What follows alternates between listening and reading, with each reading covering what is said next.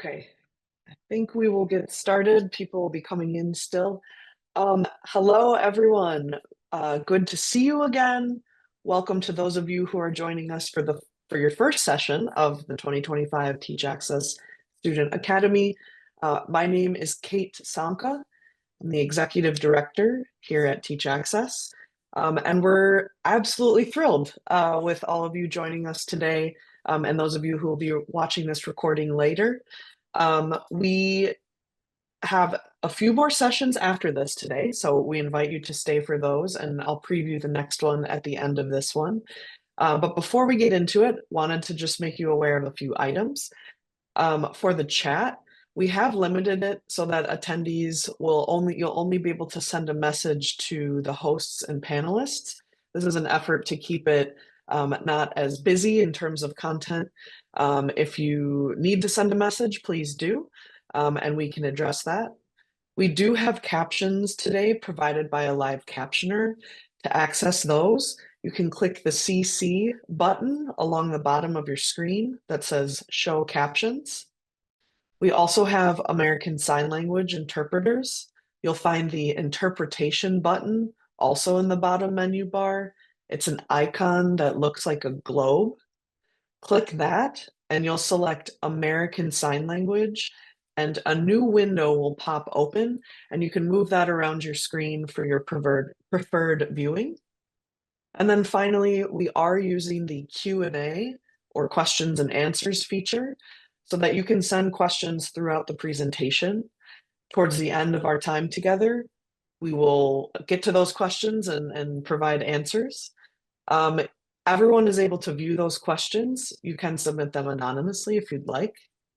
If you have any other questions, concerns, accommodation needs during the session, please use that chat feature and the message will be sent to us as the hosts and panelists. This session is being recorded and will be made available to everyone after the program has ended.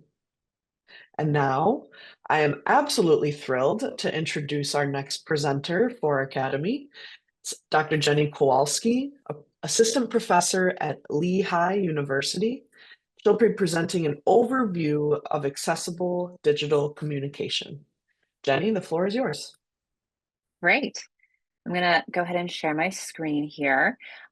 Clarification, I am not a doctor. I have a master's in fine arts, not a doctor, but I'm Jenny Kowalski. I'm a white woman in my mid-30s with brown hair that's pulled back in a ponytail, and I've got a purplish grayish sweater. And I'm going to be talking about accessible digital communication. So as an overview, I'm going to be talking about common accessibility issues in digital communication, talk about how do we make digital communication accessible. This is going to include captions, transcripts, and just some general points about video accessibility.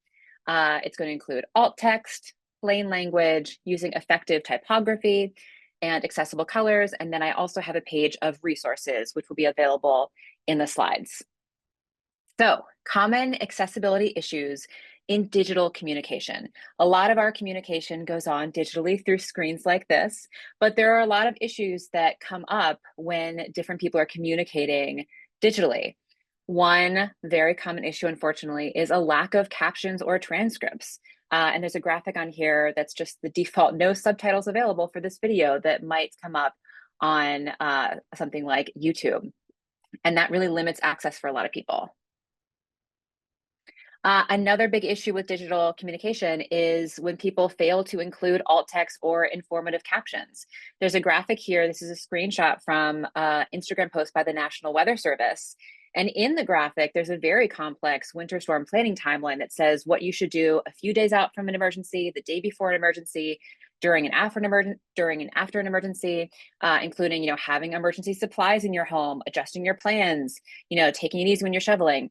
None of this information, though, is available in alt text or in the caption for this graphic. So if someone is using a screen reader, they would have no idea what they need to do in the event of a winter storm. Another issue is relying on automated alt text. This is a screenshot from Instagram. This is a graphic that's this beautifully illustrated Valentine that says, "Be your own Valentine." It's very cute lettering, but the alt text for this, which is in the screenshot, you can kind of see the code of that. The alt text says, This may be a pop-up of a heart card poster and text that says BB your yaun valentine W. It can't understand the graphic. The default alt text is very confusing. Another common issue is using overcomplicated language. Sometimes language, even if you don't intend it to be very legal, can come across like this graphic of terms of service where it's saying use words like arbitration and resolving disputes, and it can be very confusing for anyone to understand. Another issue is poor typographic choices. And this is a graphic that's saying language can clarify, language can influence, language can make your ideas and arguments personally resonate, language can add interest and enjoyment. This is from communication guide graphic from a university. But the typeface they've chosen is very hard to read. It's very scripty, and it's very hard for a lot of people to read. Another issue is poor color contrast. This is a zoomed out version of that same graphic where I found this example, and they're using a lot of light text on a light background that becomes very, very difficult for somebody to read, or anyone to read with bad lighting. Another common issue is relying on only color to communicate something. In this example graphic, there's a map of the contiguous United States, and some things are red and some things are green, but it's not clear what things are and why things are red and green. And it's also not clear to someone who can't tell the difference between red and green what's going on in this graphic. So you want to make sure you're not using just color. So those are all bad examples, but how do we make digital communication accessible? This is going to be, oh, sorry, I'm going a little fast here, sorry. How do we make digital communication accessible? This is going to be a very broad overview with hopefully some practical tips that you can use. So one thing that we want to think about is captions, transcripts, and just general video accessibility. I don't think I need to explain to anyone that's in this group that accessibility is important.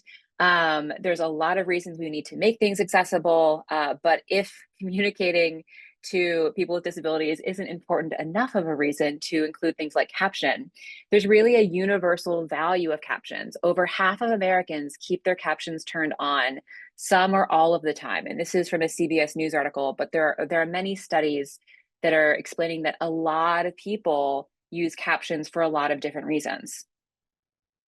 There is a difference between open captions and closed captions. This is a screenshot from TikTok that's showing open captions, which are not removable.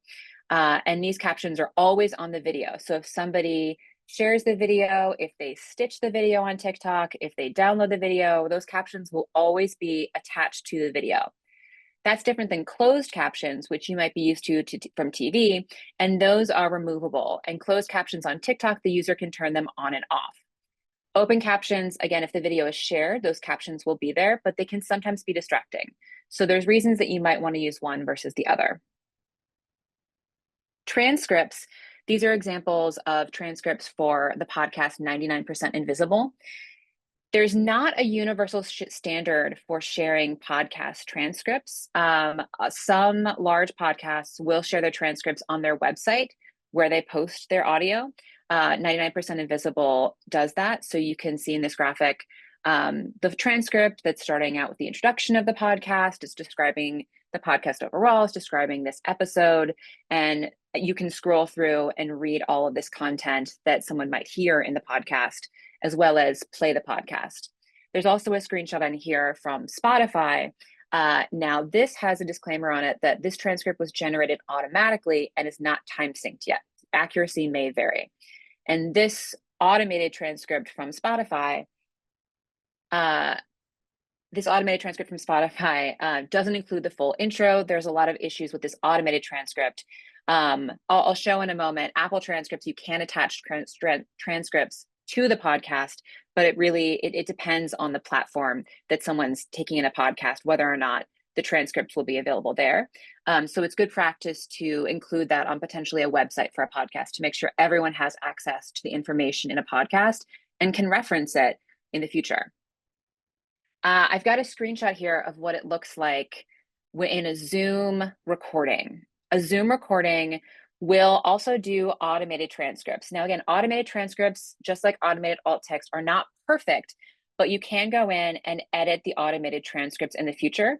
When someone watches a Zoom transcript, a Zoom video played back, they can search the transcript by typing something in, and that will take them to the point in the video that those words are happening. And whoever is posting that Zoom video can edit that transcript to make it more accurate. Zoom also has a feature that does an AI summary of what's happening in the video. So these are things that make Zoom videos very accessible through their AI. But again, it helps to go in and edit that to make it more accurate because the AI isn't perfect. YouTube has automated transcripts as well, automated subtitles that you can, again, go in and edit. This is an image from their training. They have a guide on their site to add your own subtitles, to edit those subtitles. You can also upload a file if you have a script or if someone has transcribed the video to be more accurate than the automated things, but you can go in and edit those. You can also edit where the subtitles appear in the video to adjust the length of those subtitles. There's a few more screenshots on this page talking about a couple of different ways, depending on how you're editing video or where you're sharing the video, how you might edit transcripts. TikTok, again, has an automated closed caption feature, but if you want those captions that are attached to the video, you can add those as bits of text and you control the length of that text. You just want to make sure that there's enough time for someone to actually read the words that are being said. And again, a lot of people watch video with no sound. So it's just good practice for everybody to have captions. Adobe Premiere, if you're editing videos in there, there's a whole interface to edit those captions, to attach them to specific times, and to edit them and make them more accurate. There's also a lot of editing tools using CapCut that will allow you to customize captions and, again, edit them for accuracy. When it comes to transcribing podcasts, there are a lot of options and features. Again, there's no set standard yet. But Apple Podcasts, if you publish a podcast through them, they do allow you to use transcripts, and there's an option to use auto-generated transcripts or to manually add transcripts. In terms of how to transcribe video, there are a lot of AI services like Otter AI that people use to transcribe. There can be different budget issues, and there's also services, for instance, GoTranscript, and they have an option that is 100% transcribed by humans, not AI, and that costs about $1.02 per minute for that transcription. So again, it can cost money, but if you are doing something on a low budget, you can start with an AI transcript and then edit it as you go. I also want to share some resources for other things that make audio and video accessible. The Audio Description Project, which is acb.org or adp.acb.org. And this will be in the resources. They are an amazing project that catalogs different videos on streaming platforms that have audio description. They've got a lot of resources on that and a lot of guides on how to do audio description. And they have a very, very accessible website. Another interesting resource is Sign Up. They are a media accessibility tool for the deaf community that puts sign language interpreters on things like Disney Plus movies and Netflix videos. So this is really great for kids who can't read things like captions on a Disney video. Another quick note about video accessibility, you do want to be mindful of any intense flashing to make sure that someone who has photosensitivity isn't bothered by flashing. TikTok, this is a screenshot from TikTok that will give you a warning if there's a video with a lot of flashing in it, and you can choose to skip a video and it shouldn't show you any more videos that are photosensitive. Another thing to think about is alt text, and I apologize for how quickly we have to go through all of these. Alt text is used to provide alternative text descriptions of images. It communicates the essential aspects of an image to people who aren't seeing an image online, whether they're using assistive technology like a screen reader or visiting the site on a network with slow or reduced data. Alt text is also used by search engines like Google to index images, and they can contribute to higher SEO rankings. So again, if you need another reason to be accessible, it's just good practice for overall access. There's a graphic here from the New York Times that's from an article called "The Hidden Image Descriptions Making the Internet Accessible." This is the painting, the Mona Lisa. It's a very, very famous painting, But Microsoft Word, Facebook, and Wikipedia have the alt text on this image of a painting of a person, maybe an image of one person and strawberry, and there's no strawberry in this painting. Or it might just have the automated name of the image, Mona _ Lisa _ by _ Leonardo da Vinci, retouched image. Very complicated automated alt text, which is not meaningful, does not help anyone. There is a difference between alt text on an image, for instance, on Instagram, and a caption. The alt text is really conveying what's happening in the visual information, and the caption can add more information that someone just looking at the image wouldn't necessarily know. This poster is a poster of one side of a cardboard box with the words, "This is my home," stenciled onto it. But the caption, when this was posted by the Cooper Hewitt, was talking about how in 2008, the UN asked students to create posters to reaffirm the Declaration of Human Rights, first written in 1948. And there's more information here. But that's information that you would not have just by viewing the poster. So alt text is when someone can't see the image. You want to think about what is important for them to know and why is this image being shared. So for instance, and there's just sort of a no image here. For example, you might have a wall mural featuring colorful flowers and the phrase, "Grow where you're planted." Versus the caption is when someone can see the image, but the image could use some more context. So it contains information that you would not get from the photo alone. So this might have information like the mural was painted on a wall across from a community garden. Members of the garden assisted in painting the mural during a special event in August 2022. Really great resources for this are alt text as poetry. That's alt-text-as-poetry.net. That'll also be in the resources. And Veronica with 4 Eyes is a blog that has a lot of really great resources for specific kinds of alt text. Alt text lives within the image attribute of a web page. And there's an image here of what that looks like within Instagram. It's within the image attribute in the HTML.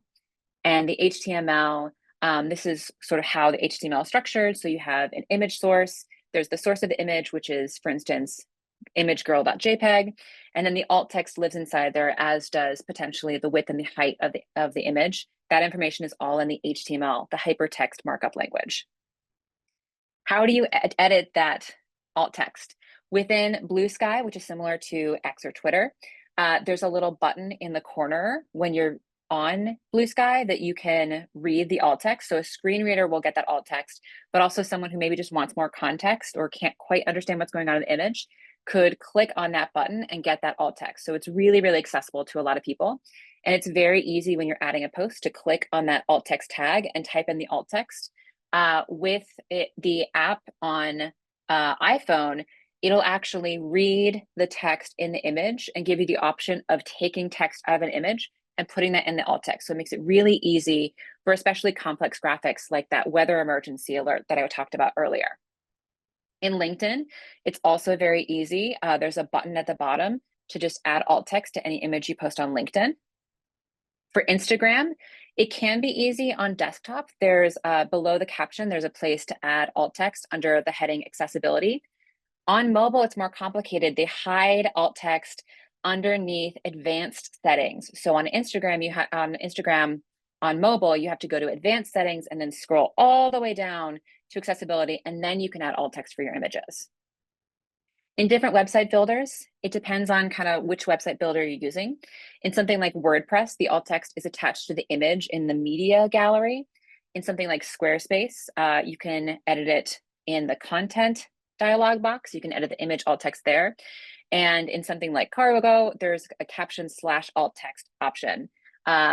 Every website builder is going to have documentation to show you where to add alt text. They all have that as an option. You can also add alt text to Google Docs and Slides. In Google Docs, in Slides, it's in the format options. You can add it in Canva by clicking on the image.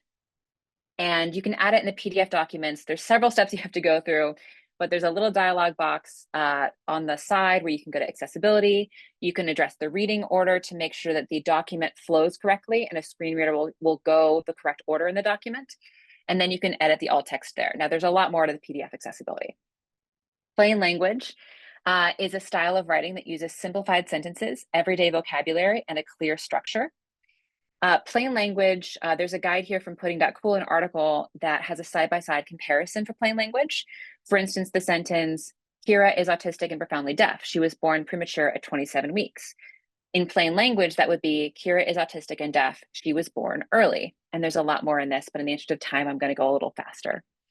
A great asset for plain language is the Hemingway app that highlights sentences that are maybe too complicated, and it will also give you a reading level of, this, for instance, is grade 6 reading level.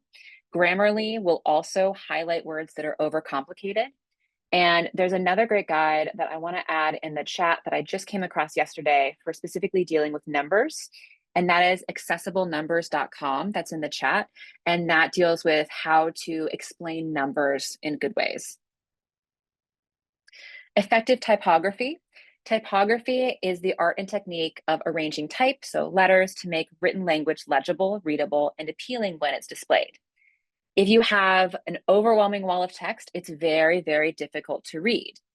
But if you break it apart with different headings, it becomes easier to read. So those examples, the content, not super important, but really what makes it more easy to read is having a hierarchy in typography. So you can have a main heading, which provides an overview. You can have body text, which is the size of most of the text that's smaller, and then different subheadings that have different sizes to make it easy to read. Subheading 1, subheading 2, and bullet points also help to break up complex ideas. General typography tips. You want to avoid visual overcrowding and give clear space in a design. It helps to left align the text and use a ragged right margin. And be careful when you're using centered or full justification text. So you want to kind of have things to the left. That's where the eye starts to read. You want to use appropriate, what we call leading or line spacing. And that's about 120% to 150% of the text size. You want to aim for the line length of about 40 to 50 characters per line, or 30 to 70 characters. And you want to avoid what we call rivers or unusual variation in the spaces between words. And again, there's resources for all of this. It's also helpful to think about serif versus sans serif typefaces. Serif typefaces have the feet on them. Common typefaces that are often recommended, Arial, Calibri, Georgia, Tahoma, Verdana. These are fonts that people recognize, which can make them more accessible, and everyone has access to them. But you don't have to only use these. It's important to just think about what makes the font readable. This is a graphic from Google's Guide to Readability and Accessibility. It's also important to note that the human eye tends to read distinctive word shapes. So we read words as shapes instead of, an all caps word would be more of a rectangle. It's harder to read that. This presentation is using the font Lexa and Deca, which is a Google font designed for some readability. Google also has fonts like Noto, which have availability in a huge range of languages, which can make it more accessible universally. And there's also a font, for instance, that's available through Google called Atkinson Hyperlegible, which was designed by the Braille Institute for legibility for low vision readers. And it has really great distinctions between the letters. So you can easily tell the difference between a 1, a capital I, a lowercase L, between a capital B and a number 8. It's really, really readable at all different kinds of sizes. It is possible to use very, very decorative fonts like are in these graphics. And it doesn't mean you can't use them to be accessible, but if you use fonts like this, it's important to think of them like images that require explanation because they're not very readable, and you don't want to use really complicated fonts like this for any information that's very important to read or a lot of reading.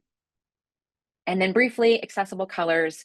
You want to make sure that there's enough color contrast. This is colorcontrast.cc.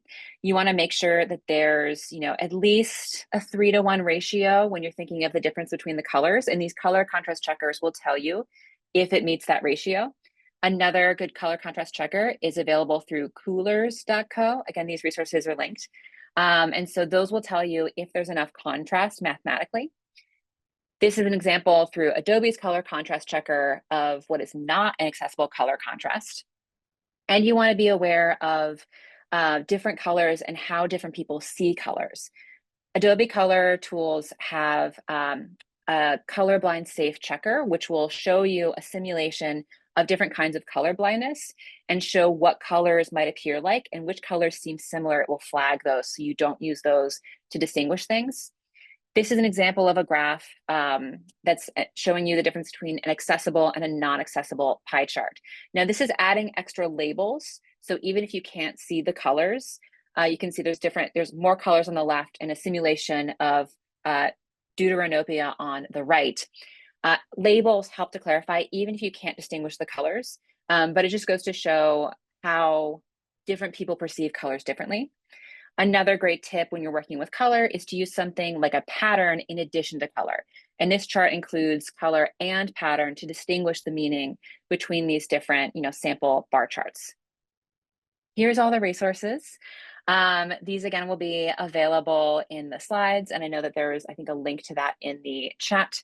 Thank you very much. I think there's enough time now for some questions. Thank you, Jenny. This is Kate speaking. That was absolutely incredible.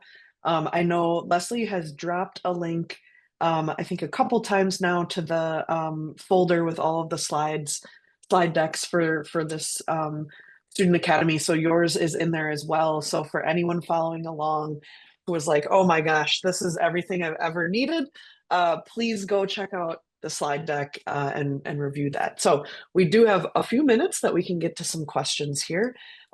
So let me get to some. Okay, so we have one question here from Quinn that says, if we're posting a flyer with a lot of text, how should we write alt text for that?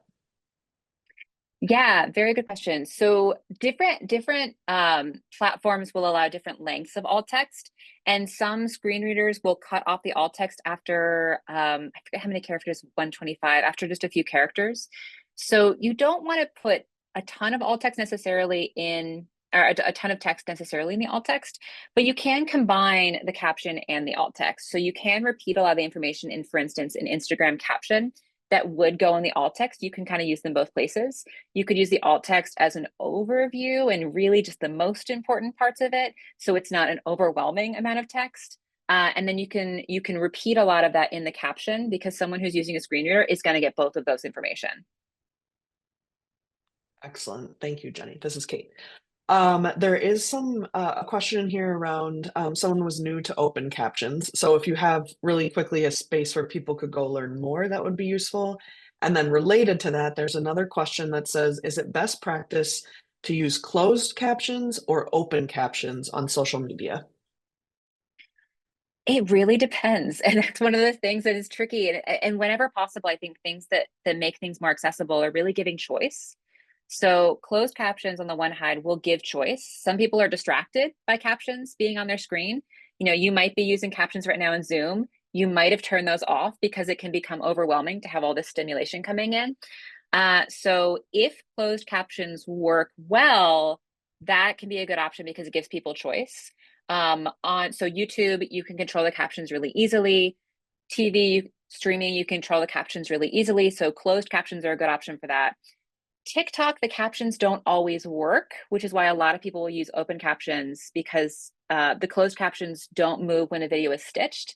And sometimes it just doesn't work properly in the app. So that's why a lot of people tend to use open captions, which is the captions attached to the actual video on something like TikTok. So it kind of depends on the platform where you're posting it and who your audience is and what their preferences are. Thanks, Jenny. This is Kate. And I do want to add to that, Meryl Evans, who's joining us today. Meryl always puts out such incredible content around captioning, and she offered closed captioning because it puts it in the viewer's control, and then followed it up with, yes, it does depend on the platform capabilities, but did mention that sometimes open captions, the creator may not be using best practices for captioning, which can make it challenging to see. So yes, some people use them as yeah, jokes, which is not good practices. So you don't want to right. use your open captions or your alt text for jokes. You want to use them for communication. Bingo. Okay, let me see here. Trying to get a good, I don't think we've done any alt text ones yet, so let me pick one out here. Yeah. Oh, Okay, and someone's added a question. good link in the Oh, it's chat at about 2:30. captions as well. Beautiful. If someone on my team could copy and paste that comment from Leo in for everyone, that would be great. And I'm realizing we are right at 2:30. So unfortunately, we can't get to all these great questions. We've been absolutely thrilled with the number of questions people are getting. If people have more questions, is there a good way that they could reach out to you? Is that something you're willing to chat with them through questions? Yeah, sure. I'll share my email address, which I think was on the slide, but I'll put it in the chat as well. Excellent. But yeah, I'm happy to chat. Yes, and I want to say Naheen shared this, and I agree. Said, "Hi, Professor Kowalski. That was probably the most informative session in the shortest amount of time, and I must thank you for it." So Yes, and I do apologize for my speed of talking. It's a lot of information. I mean, really valuable information. So thank you so much. All right. So I know we're 1 minute over, but just stay tuned. A big thank you. Thank you, Jenny, for joining us today. Such important information. Our next session of the Teach Access Student Academy is going to be an exciting one. They all have been great. This one is how to make sure AI doesn't discriminate against people with disabilities. This will be with Lucy Greco, who's incredible. It will start in about 15 minutes, so 2:45 p.m. Eastern or 11:45 a.m. Pacific.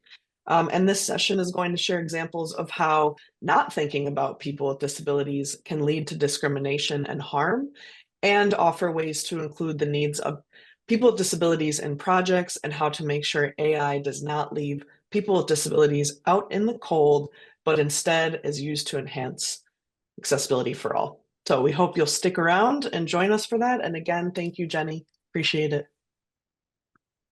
Thank you all.